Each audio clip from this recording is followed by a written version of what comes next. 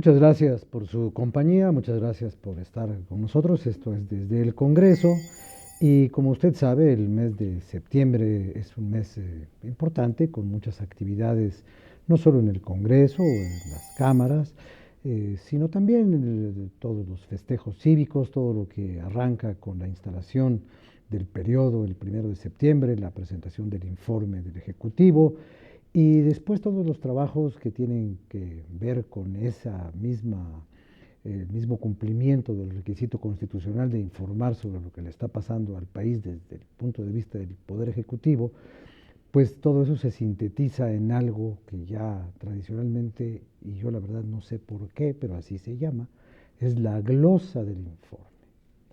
Podría llamarse el análisis, pero se llama la glosa.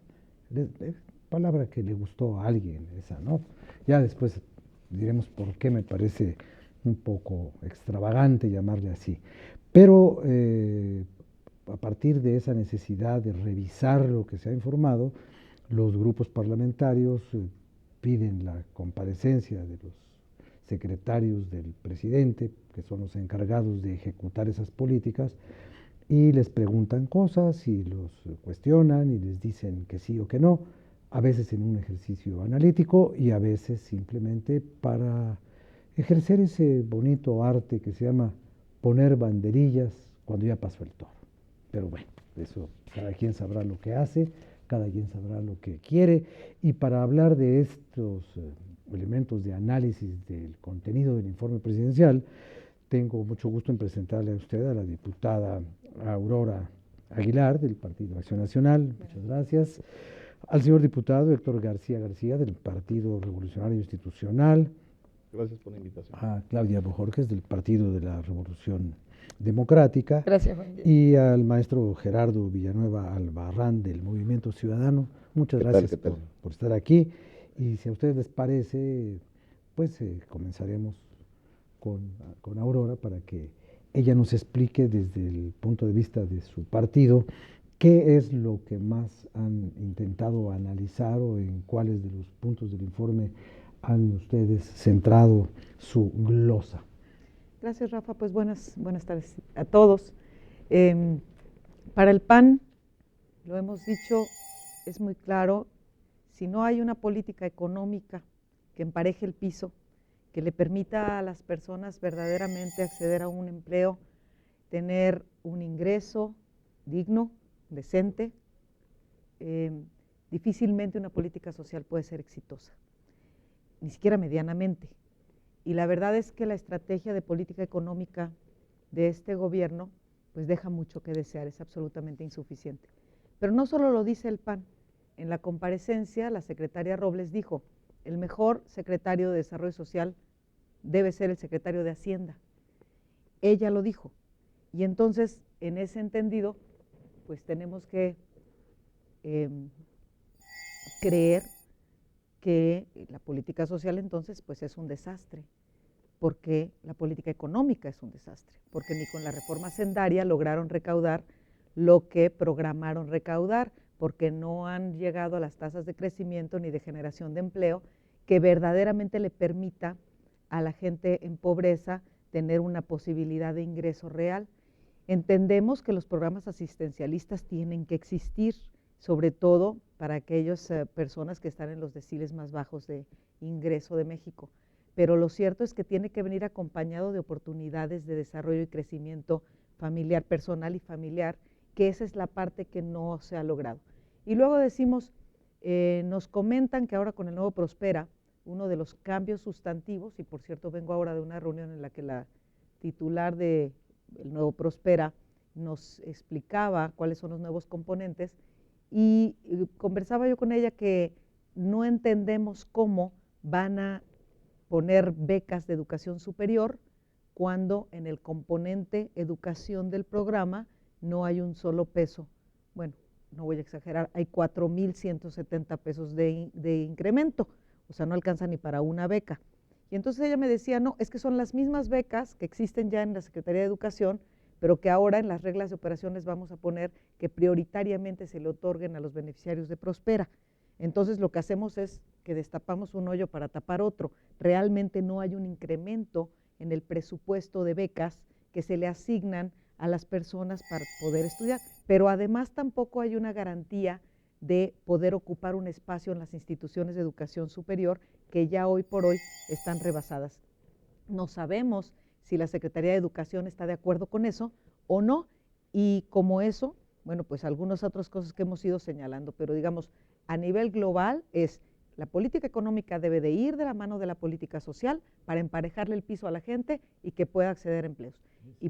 Perdón, diputada, decía un economista que en ciertas organizaciones sociales y políticas, la política social es la ambulancia que va levantando los heridos que deja la política económica. Absolutamente sí, pero además, y este es otro dicho de la comparecencia de la secretaria, dicen, el reto es que los proyectos productivos, la gente coma de los proyectos y no se coma a los proyectos. Y ese es un reto que tiene que ver con que no hay oportunidades de desarrollo. Es decir, tú le das un paquete de gallinas ponedoras o de borregos o de pollitos o de lo que tú quieras a la gente y en vez de que eso sirva para que la gente vaya haciendo crecer su proyecto y vaya generando ingresos para su familia y vivir del proyecto productivo, terminan por comérselo. ¿Por qué? Porque no hay, el país no les da la oportunidad de tener un desarrollo y se frenó el crecimiento en varias ramas industriales, entre ellas vivienda, etcétera, pero el tema es, ni con la reforma hacendaria, que era la que tendría que haber tenido el impacto de más corto plazo, el gobierno ha logrado llegar a sus metas de recaudación y mientras eso no suceda, y además con déficit continuo, ya llevamos 2 presupuestos en los que el Ejecutivo presenta déficit y no nos dice cómo se supone que luego lo va a recuperar, que sí está en la ley. Entonces, si no vinculamos las 2 políticas, la económica y la social, no funciona. ¿Usted está de acuerdo con ese diagnóstico, diputado Héctor García? No, nosotros vemos un país en franca recuperación, un país que se recibió lamentablemente casi destruido, un país que la educación fue a la baja, un país que en recaudación fue muy exitoso, pero para unos cuantos, los demás arriba, un país en el que la seguridad destrozó a todo el país, a todos los ciudadanos nos alcanzó y obviamente en uno de los gastos, ¿no? La inseguridad nos alcanzó, que la seguridad dejó de ser el atractivo para que la gente llegara a invertir a nuestro país y vivir tranquilos. Recibimos un país con déficit de riqueza, pero con mucha pobreza, con mucha mayor pobreza que en el pasado. Recibimos un país con escuelas casi destruidas, un país con deudas muy importantes. ¿Y qué estamos haciendo desde el PRI? ¿Cuál es la visión del presidente Peña Nieto y de los diputados del PRI? Estamos tratando de reconstruir este país. Reconstruir este país significa generar riqueza, regresar la seguridad y la paz a los mexicanos, significa poder tener más niños en las escuelas y obviamente con mayores oportunidades para poder desarrollarse y generar ellos mismos su propia riqueza, su propio empleo.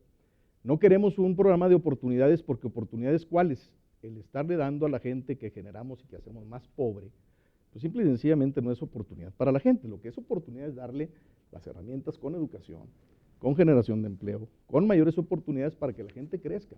Lo más lamentable es que sigamos, como usted lo decía, subsidiando programas para los más pobres, cuando debemos de trabajar para que ya no existan pobres o al menos que haya menos pobres.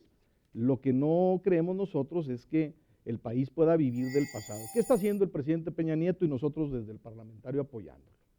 Está primero teniendo en la política interior la claridad de que la inseguridad era un tema que nos estaba acabando.